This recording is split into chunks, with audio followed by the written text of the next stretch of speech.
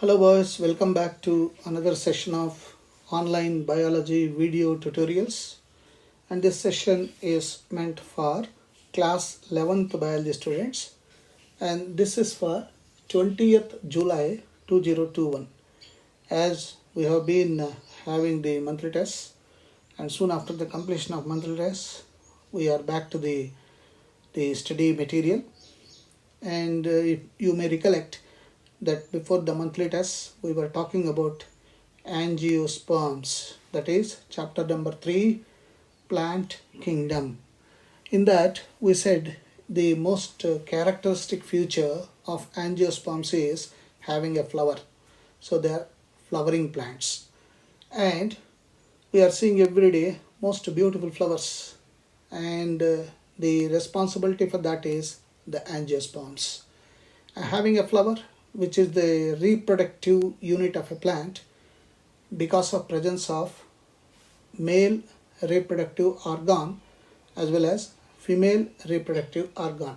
Technically we call it androecium and gynoecium respectively. And androecium is responsible for the production of pollen grains, and gynoecium is responsible for the production of functional ovum.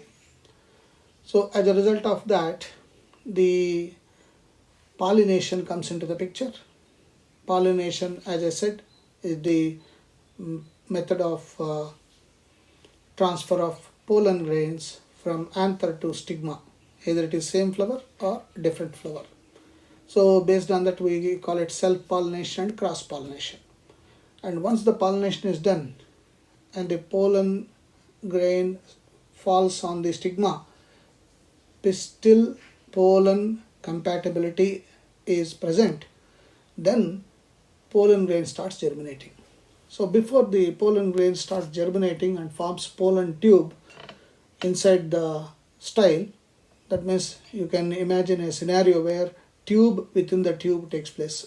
Outer tube is style, inner tube is the pollen tube, and at that juncture the nucleus of the pollen grain undergoes mitosis, forms two nuclei, male nucleus 1 and male nucleus 2, we say. So the moment the pollen grain reaches the stigma, pollen germination takes place. So you got a tube within the tube, style is the outer tube, pollen tube is the inner one. So you got two nuclei, nucleus 1 and nucleus 2. So this nucleus 1 will combine with the functional ovum, forms zygote. We call this as fertilization 1, or technically syngamy. So the syngamy leads to formation of zygote, and the zygote develops into embryo, either with a single cotyledon. If it is one cotyledon covering, we say monocot, or two cotyledons, dicot. On the other hand, male nucleus 2 will combine with the polar nuclei which are present in the centrally in the embryo sac, matured embryo sac, this one. Okay, so already there are two nuclei, polar nuclei, 1 plus 1, 2, plus male nucleus 2. So fusion of three nuclei, and that results in formation of pen, primary endosperm nucleus. This pen develops and matures into endosperm. And the importance or significance of endosperm is it provides nourishment to the developing embryo. So you got fertilization 1, that is syngamy. Okay, and second one is, since the three nuclei are fused, two polar nuclei plus one male nucleus 2, resulting in triple fusion. So STF, syngamy plus triple fusion, is equal to double fertilization. I hope I'm clear. So this is how double fertilization takes place, and syngamy results in the zygote, and triple fusion results in endosperm. So ZE is the resultant of post double fertilization. We say PDF, post double fertilization, zygote and endosperm. So synergids and antipodals which are left out, they get degenerated after fertilization. So during these events, ovules develop into seeds. That's why we said what are seeds? Bija, bijapur, right? The matured ovules are seeds, and matured ovaries develop into fruit. So this is how all the flowering plants will give us fruits with the seeds. Of course, with the interference from us, we are making seedless fruits. Like again, Bijapur is famous for seedless grapes and seedless pomegranate. Once the seeds are there, they are enclosed within the fruits. So you got seed getting enclosed within the fruit, and so the inside the seed, the embryo will be there, and there will be seed coat with endosperm, and there are two layers covering it, pericarp and endocarp, and in between middle one mesocarp. So this is how the fruit gets developed. And what happens in every plant, if I see right from algae to angiosperms, there is a definite pattern of life cycle. And this life cycle predominantly has got two phases. One is the sporophytic phase, another is the gametophytic phase. And they alternate with each other.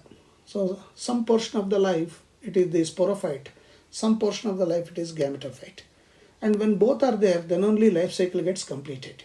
So a life cycle of a plant having two phases, sporophytic phase and gametophytic phase, is called alternation of generations.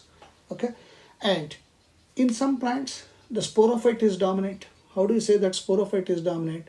Predominantly it occupies maximum duration in the life cycle. Then we say it is the sporophytic dominant life.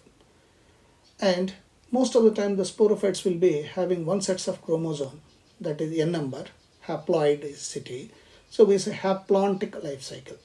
Okay, and in some plants the life cycle will be predominantly with gametophyte. So gametes will be dominating it. That means diploid. So diplontic. And some will be having the both equally important, sporophytic as well as gametophytic. Then we say haplodiplantic. So you got basically three patterns of life cycle: haplontic life cycle, diplantic life cycle, haplodiplantic life cycle. So in plants, both haploid as well as diploid cells can divide by mitosis. This forms haploid and diploid plant bodies. So haploid plant body, it may be gametophyte, produces gametes by mitosis. And after fertilization, the zygote also divides by mitosis to produce diploid plant body. So mitosis plays a crucial role.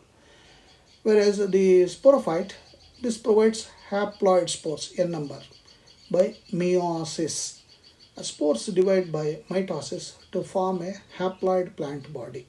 Thus, during the life cycle of any sexually reproducing plant, there is what is called alternation of generations between gametophyte and sporophyte. So in a haplontic life cycle, as you are seeing in the picture, the predominantly haplontic life cycle, n number of one set of chromosomes is dominant. That means sporophytic is dominant, spores are dominant.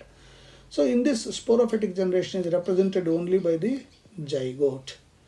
And zygote undergoes meiosis to form haploid spores. You can see here the zygote is 2n. It is undergoing meiosis and forms spores. They divide mitotically to form gametophyte. So these spores, which are n number, one set of chromosomes, is giving rise to formation of gametophyte. So the dominant photosynthetic phase is free-living gametophyte. This is adult. So this is dominant. Example, algae such as Olvax, Spirogyra, and some species of Chlamydomonas. So in the life cycle, if the haplontic life cycle, that is n number, is dominant, and the diploidicity 2n is only for some time, zygotic phase only, then such a life cycle is called haplontic life cycle. Haplontic life cycle is seen predominantly in algae. Then comes diplantic. Here in this, 2n is dominant. Look at that, sporophyte is 2n, and then that is undergoing gametogenesis. Gametophytes undergo meiosis, n number is formed, and look at this n number. This portion of the life cycle is very less. whereas the blue one is predominantly dominant. And there is syngamy, fertilization is what we said, N plus N, zygote is formed 2N. So predominantly in diplomatic life cycle, 2N is very dominant. In this, the diploid sporophyte is the dominant photosynthetic independent phase. Gametophytic phase is represented by single to few-celled haploid gametophyte. Example, algae, fucus, all seed-bearing plants like gymnosperms, angiosperms. So the gametophytic phase is very few to multi-celled. Here you can see the blue color, blue shaded portion is predominant. So such a cycle is called diplantic, means 2N is dominant in this. Then comes where some plants will undergo both haploid as well as diploid, equally dominant. You can see the life cycle is equated or divided into two exact halves almost. Then we say haploid is equally important compared to diploid. Then we say such a cycle is haplodiploidic life cycle. So it is the intermediate condition between haplontic and diploidic. Both gametophyte and sporophyte are multicellular and are free living, but they have different dominant phases. Example, bryophytes and pteridophytes. So in bryophytes and pteridophytes, we see this life cycles, haplodiploidic. Thus, while most algal genera are haplantic, some of them such as Ectocarpus, Polysporia, kelps are haplodiploidic. Fugus and algae is diploidic. So like this, we have got, you must remember for the sake of exams, that haplantic, you can remember it as algae.